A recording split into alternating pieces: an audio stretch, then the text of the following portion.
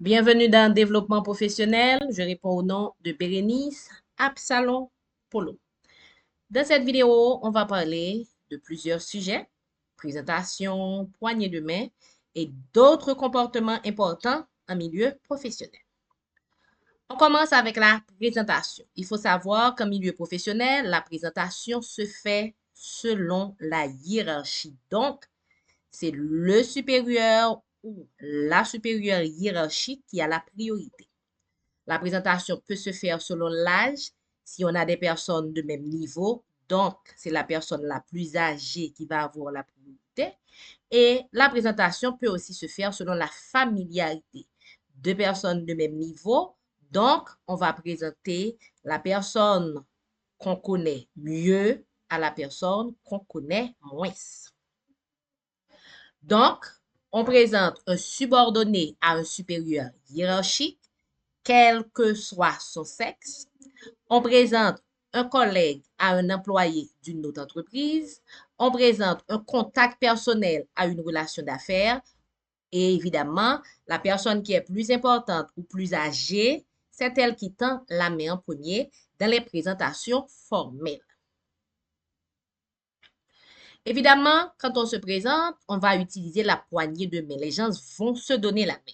La poignée de main doit être ferme, elle ne doit pas être trop forte, elle ne doit pas être trop molle, elle ne doit pas non plus être trop longue. La poignée de main ne doit pas durer une éternité. Exemple de poignée de main, on a ici un mauvais exemple, donc une mauvaise poignée de main. On a encore un autre mauvais exemple. On a un bon exemple, une bonne poignée de main. On a encore une bonne poignée de main. Quand on se présente, on va se saluer. Sachez que la poignée de main, c'est la formule généralement utilisée. Ce n'est pas la peine de faire la bise. Je reprends, ce n'est pas la peine de faire la bise, la poignée de main suffit. Cependant, si on fait la bise pour une raison ou une autre, il y a une façon de le faire. On ne met pas sa bouche à la mâchoire de l'autre personne, on va frôler les deux mâchoires. On n'est pas obligé de faire la bise, mais si on le fait, il faut quand même respecter la façon de faire. Formuler une demande à un collaborateur. On est dans l'organisation, on va demander quelque chose à quelqu'un. Il y a une façon de faire. D'abord, il faut favoriser de bonnes conditions d'écoute. Donc, on ne va pas demander n'importe quand. Il faut utiliser un mot d'introduction pour formuler la demande.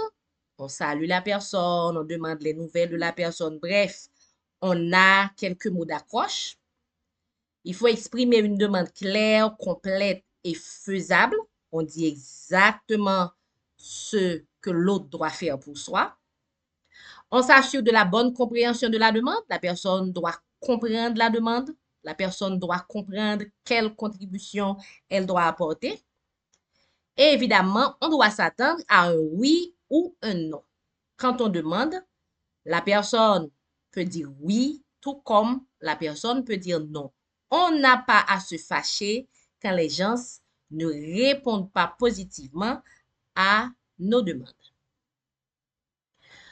On va déranger les gens, il faut donc présenter des excuses. Quand on présente des excuses, ça signifie qu'on a la capacité de reconnaître ses torts. C'est fondamental pour quelqu'un, pour un adulte, pour une personne mature, de reconnaître ses torts.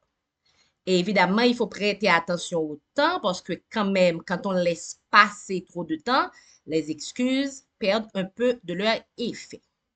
On est adulte, on ne va pas présenter des excuses à chaque fois pour la même chose. Donc, il faut éviter de refaire les mêmes erreurs.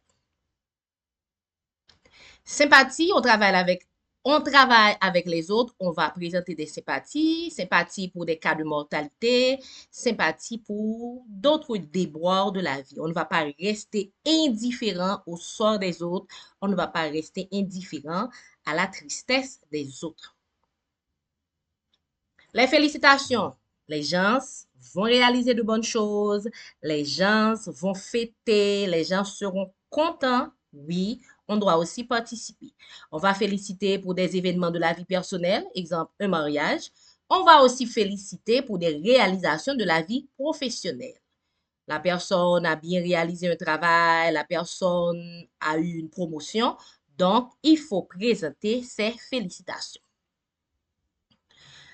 Malheureusement, on peut se retrouver dans des situations où on doit exprimer un désaccord.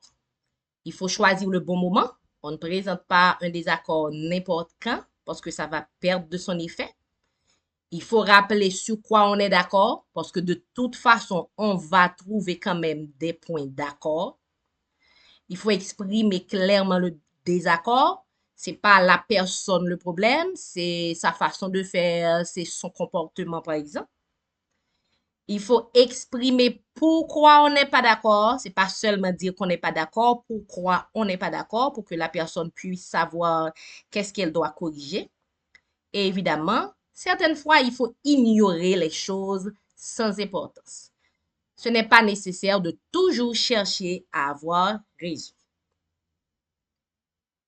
On termine pour dire qu'en milieu professionnel, le maître mot, c'est le respect. On fait tout avec respect.